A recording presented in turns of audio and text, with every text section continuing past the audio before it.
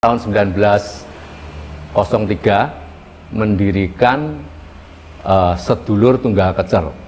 Nah, jadi Sedulur Tunggal Kecer itu tahun 1903 itu di Surabaya, bukan di Madiun ya, di Surabaya. Dari sana beliau akhirnya hijrah pulang ke Madiun, pindah ke Madiun.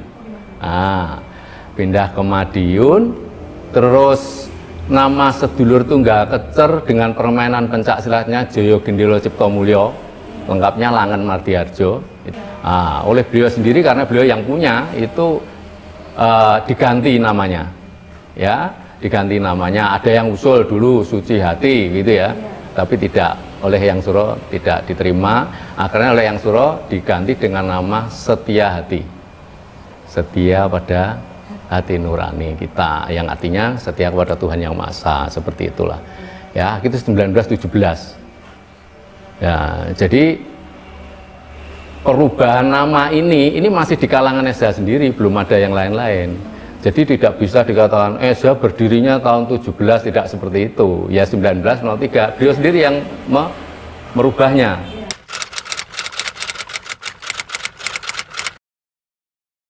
Ya, waktu itu ya, dan guru beliau yang terkenal, gurunya banyak, tetapi yang terkenal yaitu satu, Datuk Raja Batua, yang kedua adalah Nyoman Ide Gempol, ya itu.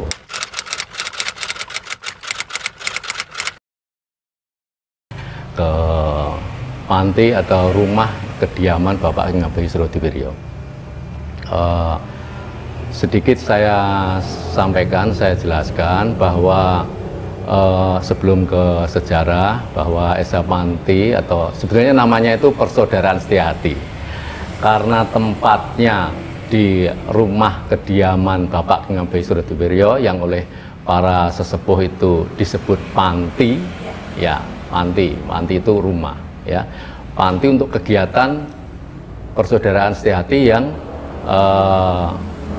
secara garis itu dari Bapak Ngabei Surodipiryo, terus ada penerusnya Kanjeng Pati Kusnendar, ada juru kecer yang lainnya Pak Adi Subroto, Pak Karyadi, Pak Sumakto, kemudian Pak Kusubagir, sampai yang terakhir baru ditetapkan bulan musyawarah suran kemarin yaitu Bapak Ismati. Itu semua kegiatannya di sini.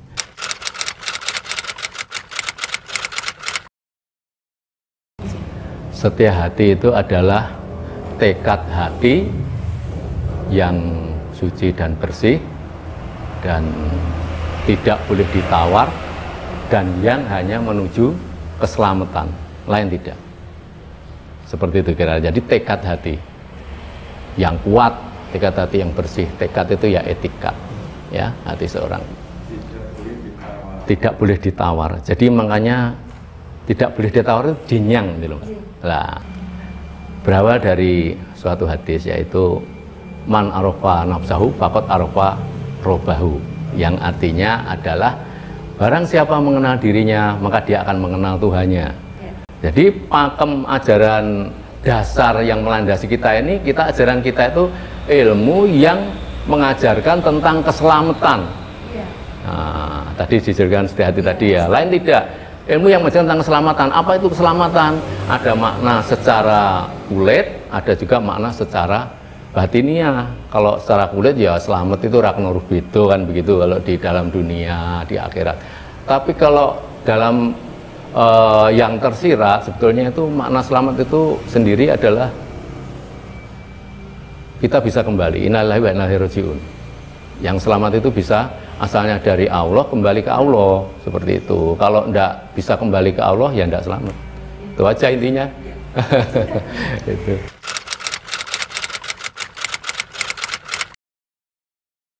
Pindah ke Madiun, terus nama Sedulur Tunggal Kecer dengan permainan pencak silatnya Joyo Gendelo Cipto Mulyo, lengkapnya Langen Mardiarjo, itu ya, yang artinya Joyo Gendelo itu berjaya hanya menang hanya dengan menari.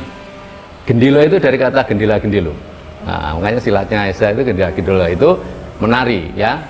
Nah, karena dirasa oleh Yang Suro bahwa ada nama Joyo, ya toh, Jayaan berarti kesombongan. Nah, oleh beliau sendiri karena beliau yang punya itu diganti namanya, ya, diganti namanya. Ada yang usul dulu Suci Hati gitu ya, tapi tidak, oleh Yang Suro tidak diterima. Akhirnya oleh Yang Suro diganti dengan nama Setia Hati, setia pada hati nurani kita, yang artinya setia kepada Tuhan Yang Maha Esa, seperti itulah.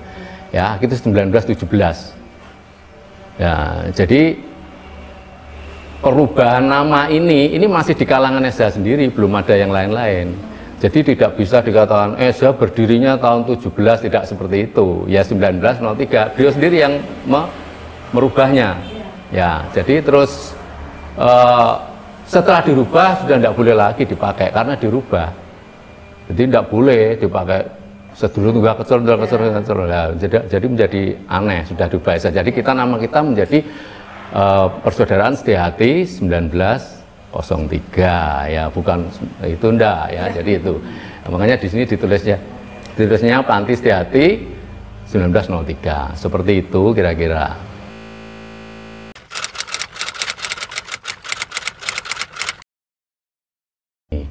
Yang pertama itu yang melaksanakan kegiatan panti, organisasi ya persaudaraan kita begitulah ya, itu dijalankan oleh 3 badan. Yang pertama itu Badan Pengesuh, jangan salah ya, esuh.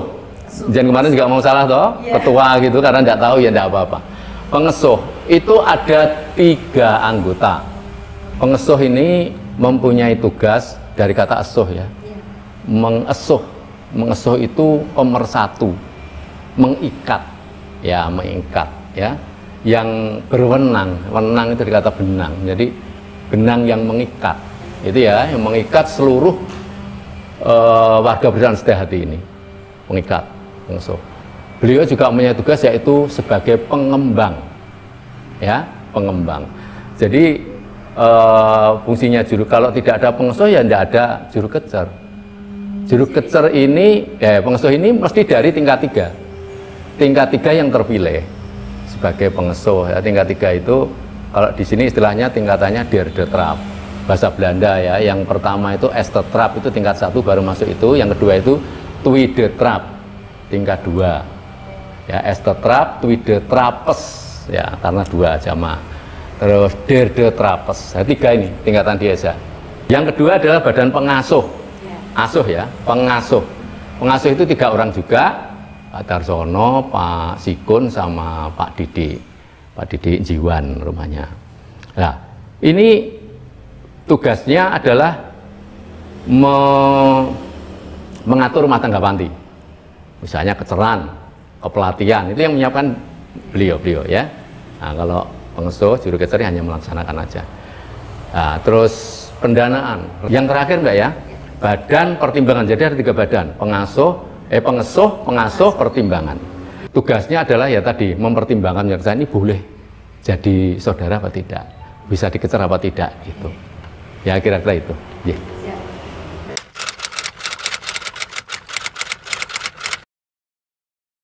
Lambang secara gambar yang ditenteng-tenteng dipamerkan secara duniawi tidak ada. Ya, tidak ada. Simbolnya adalah bentuk perilaku.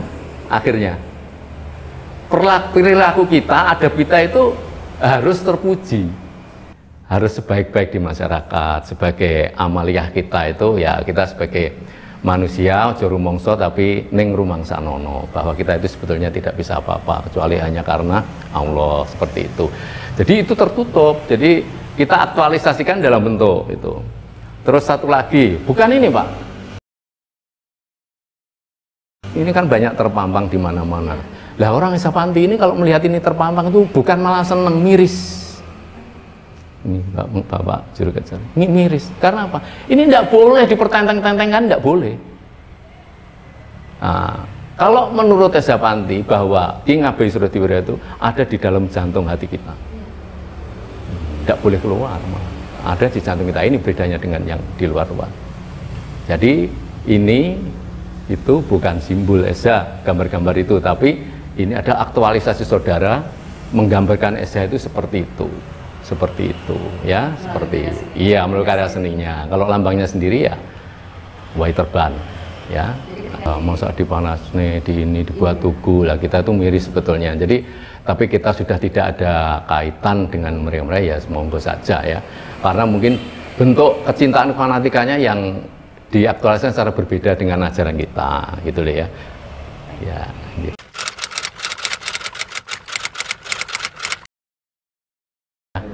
Yang pertama itu kita sampaikan dulu, kalau zamannya Eyang itu tunggal ya, yang ada juru kecer. Yang juru kecer kita pertama kali Bapak Ki Ngabei Surodiwiryo yang pertama. Yang kedua itu Kanjeng Bupati Kusnindar, ya, Bupati Madiun kala itu setelah kemerdekaan yang pertama. Itu Kanjeng Bupati Kusnindar yang ngecer, termasuk ngecer Pakualam. Jadi ini dulu perlu saya sampaikan, dulu juga pernah ada yang ngomong, Pak, guru saya itu katanya juga orang Japanti. Loh, siapa orang Japanti itu terkontrol, siapapun tahu. Siapa?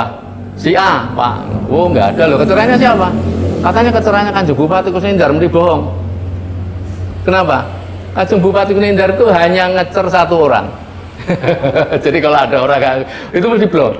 Siapa dia? Yaitu Pakualam.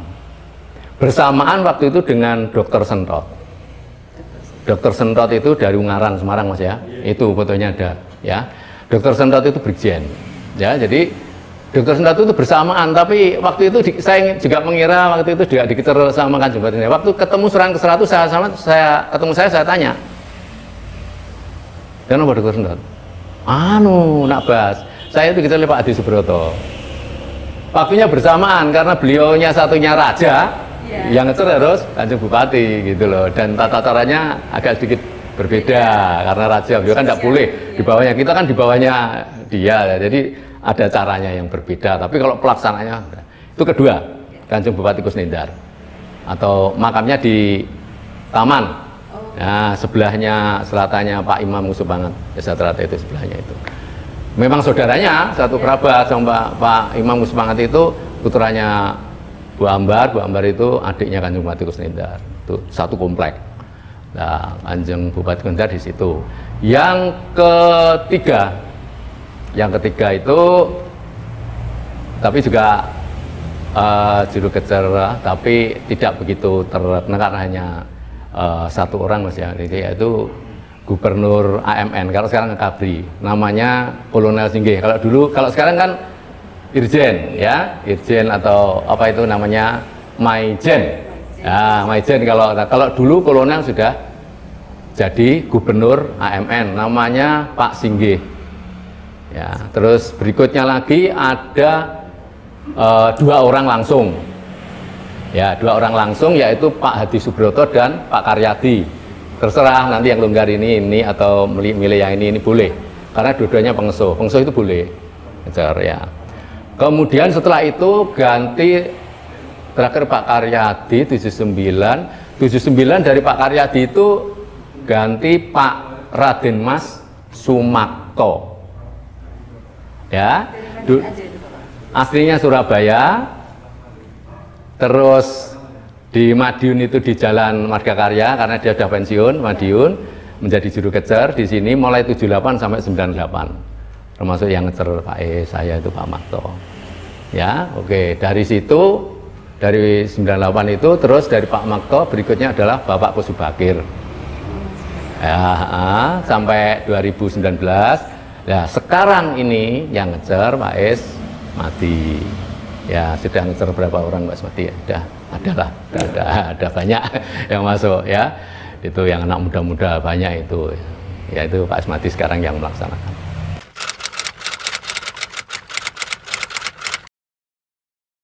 Satu boleh, Pak, saya pengen masuk SA Panti, membuat surat permohonan, ya toh, setelah permohonan nanti akan diserahkan kepada Badan Pertimbangan, Badan Pengasuh, Badan Pertimbangan, di situ diberitahukan syarat-syaratnya, bla bla bla bla, karena kita ya namanya orang bertekad mau masuk itu semua biaya ya dia yang tanggung, bukan kita ya. Dia menemukan ubur rampenya banyak ya harus dipenuhi oleh mereka ya, mulai dari jago, dari selamatan, dari semuanya lah ya, ada suruh, ada macam-macam bentuk nanti dia sendiri tanpa boleh ditawar, dan setelah dia oke, baru diberikan surat untuk kandidat.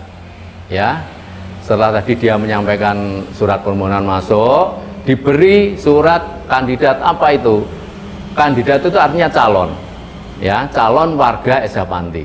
Ya, di dalam ADART namanya warga kalau sudah masuk itu, keluarga ya.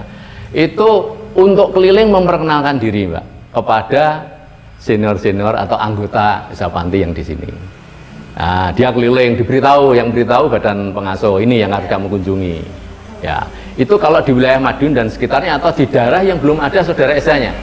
Kalau Surabaya sudah ada, ya, Jakarta sudah ada, ya kelilingnya di Surabaya, di Jakarta masing-masing yang sudah ada. Hasil kandidat itu apa? Bukan sekedar minta tanda tangan cepet-cepet, nah itu bukan. Memperkenalkan apa maksudnya, tujuannya masuk Esa. Di situ diberitahu, ditanting oleh saudara-saudara ini. Esa ini loh, oh gak dolanan, selamat gak selamat, nek kowe melanggar sumpah juga selamat. Kamu bisa, ya insya Allah Gusti Allah akan menuntut keselamatan. Nah, itu diberi penekanan. Apa kamu berhasil? Nih, tidak. Ada yang, waduh, tiba-tiba bisa panti kok, terus gak oleh aktif nang perguruan liyane sak urunge, gak situ ya tidak ada masalah kita ya. Karena kita tidak boleh kalau misalnya dari perguruan A masuk, terus dia aktif, tidak boleh, harus melepaskan yang sebelumnya ya. Jadi makanya kita ya, eksklusif banget. Jadi tidak bisa perang di dalam Esa Panti, sudah dilepas. Nah, harus mau melepaskan. Artinya melepaskan itu kok tidak boleh bergaul, ya tidak, jangan saklek. Jadi melepaskan tidak aktif di perguruan itu dengan menyerahkan apa yang dia miliki dari perguruan sebelumnya untuk dilarung lah atau entah supaya tidak ada di situ. Dia hanya aktif di sini. Pak, kalau ketemu biasa ya enggak apa-apa, human relation ya baik ngomong, tapi kalau sudah ngomongan tentang Esa, stop, enggak boleh karena sudah berbeda. Ya nanti saya pelapel atau Pak, kalau saya ngelatih yang Esa Pantinya enggak, kalau enggak bisa, Esa Panti itu menyatu. Kalau orang luar ngomong bisa, atau begini, sumpah, lah sumpah aku tak lemari toh, aku tak melanggar, oh enggak bisa, melekat. Karena di dalam sumpahnya itu ada sesuatu yang melekat dalam diri kita sendiri, yang menyaksikan itu sebenarnya diri kita sendiri ya. Terus tadi itu ya, rekrutmen setelah kandidat baru ditentukan tadi oleh badan pertimbangan, ini bisa dikejar apa tidak ya. Nah, syarat-syaratnya sebenarnya mudah, dewasa ya, ditandai dengan 17 tahun, kurang setahun aja nggak boleh dinyang. Ini contohnya, ini bagus, ini dulu masuk 16 tahun itu tunda, stop dulu, 17 tahun langsung dia menghadap juru kejar. Pak, saya sudah Pak, iya betul sudah ya, dilaksanakan. Nah, 17 tahun itu tanda rata-rata usia dewasa orang Asia lah ya. Setelah itu baru sudah siap semua, baru ditentukan oleh juru kejar kapan dia harus kejar, dengan syarat-syarat yang sangat ketat ya, aturan-aturan sangat ketat, tidak boleh milih harinya karena ada aturan-aturan semuanya. Jamnya harus tepat, potong ayamnya hari apa. Kita kan menggunakan ayam ya, ayam putih mulus, potong ayam berapa. Setelah masuk baru sah diberi satu jurus oleh saudara-saudara di depan juru kejar supaya tahu sudah diberikan, baik lahirnya silat, batinnya juga diberikan ya. Itu kuranglah seperti itu.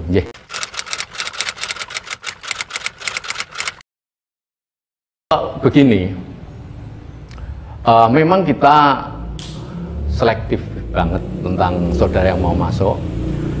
Kalau saya pernah membaca berita di internet itu kan Esa Panti itu setahun 2 kali, ya itu tidak benar lagi. Tapi ya kita biarkan, namanya orang luar kan, kita tidak tahu kan begitu. Membaca di blog-blog itu kan menjadi aneh-aneh gitu loh melihat orang Esa Panti itu. Esa Panti itu tidak dibatasi setahun berapa kali ya. Setiap waktu bisa, kecuali bulan Syuro itu tidak boleh melaksanakan penerimaan anggota baru ya. Sekali melaksanakan memang hanya 2 orang. Nah ini yang keliru apa dikelirukan saya ini tidak tahu. Jadi setiap rekrutmen itu maksimal 2, berarti 1 boleh.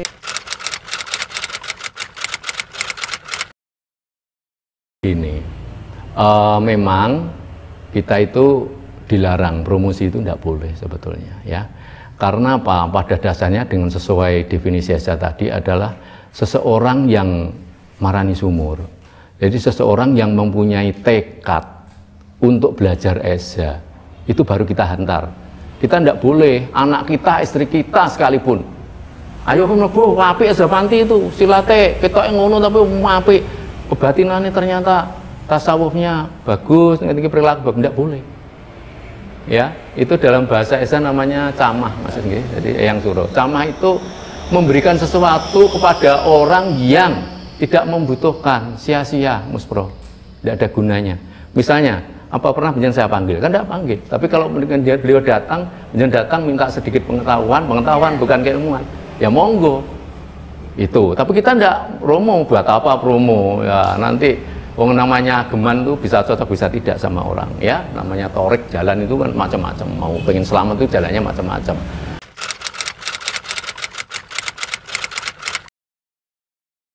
Dan perlu saya jelaskan bahwa eza panti itu tidak ada cabang. Tidak mudah kalau di luar mungkin di mana ada panti cabang Surabaya, Solo atau mana itu tidak ada kaitannya dengan sini. Seperti itu kira-kira sebelumnya saya berikan penjelasan. Ya.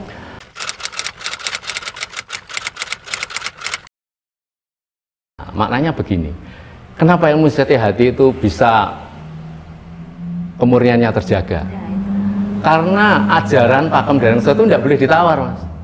Misalnya jurusnya begini, kenapa tidak yang lainnya? Karena tidak boleh ditawar, dogmatis. Seperti itu ya seperti itu. Ya, makanya terjaga. Ya, A ya A, tidak boleh dikreasi A biar baik, A plus, enggak, malah salah, lebih juga tidak boleh, gitu. Kurang malah justru tidak boleh. Itu jadi diberikan apa adanya, tidak boleh ditawar, itu artinya itu. Ya, makanya kalau mau masuk gitu ya, ubur rampenya yang mau dia beli itu tidak boleh ditawar. Itu suatu filosofi bahwa keilmuannya baik pencaksilan maupun batinnya itu tidak boleh ditawar. Itu seperti itu. Yeah.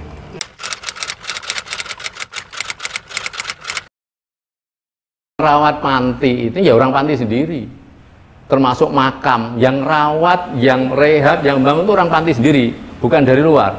Jadi kalau ada yang mengatakan saya ya agak ngelus dodo ya, melihat ya hiburan gitu, melihat ada yang mengatakan perguruan lain ngomong yang Suro itu mendirikan eza panti itu ya di jalan yang lain sini ada, tidak perlu saya baca. Yang merawat panti, yang merawat apa itu makam setiap hari, mungkin Bapak ini melihat itu ya, yang merenovasi itu dari pihak luar lain.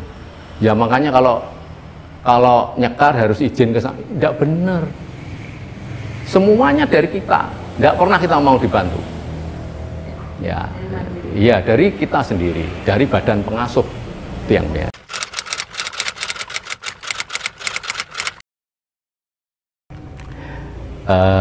Saya sebetulnya sebagai yang dituakan di panti itu sangat prihatin ya dengan kondisi-kondisi di luar gitu ya, yang secara umum pencak silat, secara khusus itu pencak silat yang pendirinya itu asalnya dari sini.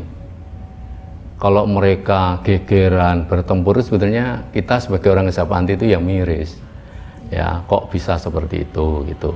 Jadi saya berharap lah ya saya berikan ini aja ya, yang benar-benar memang pendirinya itu asalnya dari sini dan pernah belajar di sini, minum air panti ya, diberikan keilmuan di sini, belajar di sini, serta sudah sumpah di sini.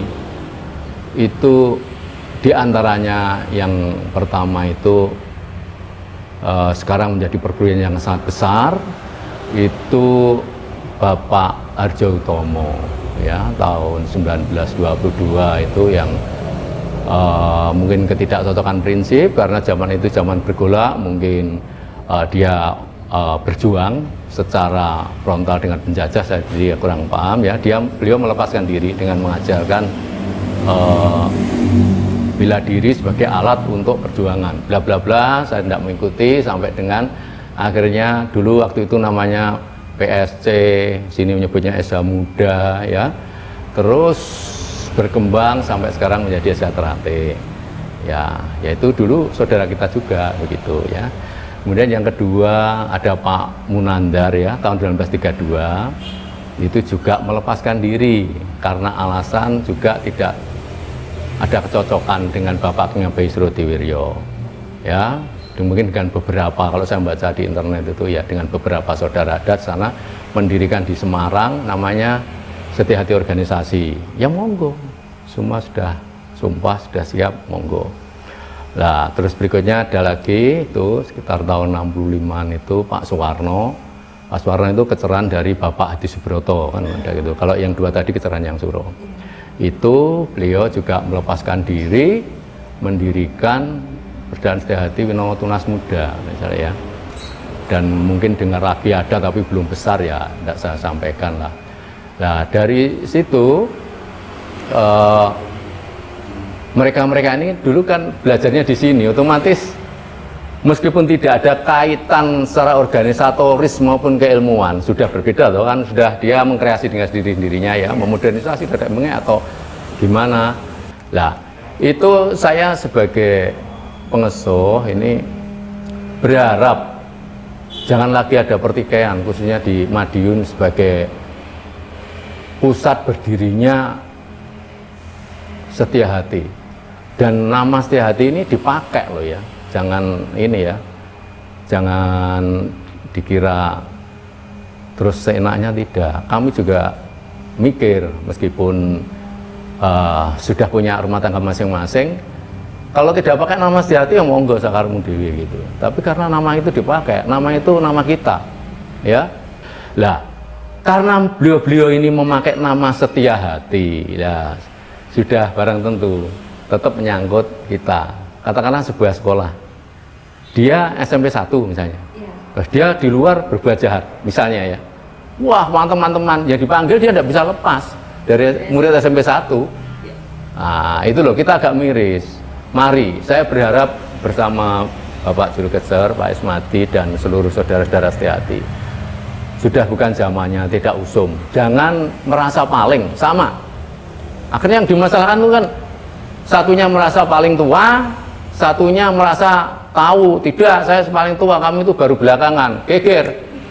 Nah, seperti yang saya sebutkan tadi, kita tidak pernah ngeteng-ngeteng sumpah, bukan, apa itu, tugu, gambar ini, jadi geger, sekarang kan sudah mulai gitu. Ya, kalau mungkin satunya masih kecil, tidak geger, kalau sudah sama-sama besarnya, paduan ini, ada yang diparani. Akhirnya dilarang di Wonogiri, ya toh, terus lagi terjadi pengerusakan di Sragen dan sebagainya ya. Jadi kita tidak mau sebenarnya seperti itu, tapi tidak apa-apa lah, mereka sudah masing-masing punya wadah rumah tangga masing-masing. Sekali lagi saya jelaskan, tidak ada hubungan organisatoris maupun keilmuan, sudah berbeda semua ya. Itu bukan apa-apa, marilah, dengan karena mereka itu semua itu pernah belajar di sini, semua Mbak, yang saya sebutkan tadi. Kalau yang lainnya saya tidak tahu, tidak tercatat di sini. Kalau yang saya sebutkan memang beliau dari sini, asalnya sama dari sini semua, dari desa kita. Ya, saya berharap rukun, tidak ada sama dari sini semua. Ya, jangan mencari perbedaan. Kalau perbedaan disatukan tidak bisa. Perbedaan biar tetap perbedaan menjadi khasanah budaya kita. Ya, yang bersatu siapa? Orangnya. Kalau ajaran disatukan tidak sama, no. Nanti yang satunya itu harus fisiknya bagus dulu, baru ini yang satunya tidak, loh kan berbeda, ilmunya yang disampaikan juga berbeda ya. Nah, maka itu tadi mari kita wujudkan Madiun ini sebagai kota pendekar, tunjukkan dengan perilaku yang baik ya. Ini dari Panti seperti itu, insya Allah dari Panti tidak aja yang neko-neko ya. Kita wujudkan bukan dalam bentuk slogan kalau Pak Abbas menyampaikan, tapi dalam bentuk amaliyah, perbuatan perilaku. Mulut dijaga, perilaku dijaga, insya Allah selamat, tidak terjadi gegeran. Nah itu dari Panti seperti itu ya. Jadi mulutnya, celumetannya dijaga, ojo wis, wah, dah. Dan itu yang Terakhir saya sampaikan, mengingatin tadi Mbak Woro sampaikan bahwa kenapa kita tidak pakai sedulur tunggal kecer, sudah diganti. Ya, jadi kita pakai panti Setiati 1903. Jangan ditanya lagi, Mbak kan sedulur tunggal kecer. Iya, begitu, tapi oleh yang sudah diganti. Ya, dan setelah diganti tidak boleh dipakai lagi, tidak boleh muncul itu. Karena yang tidak setuju. Itu loh, ya tidak setuju. Joyo Gendut kan mengandung kesombongan, tak sebutkan tadi.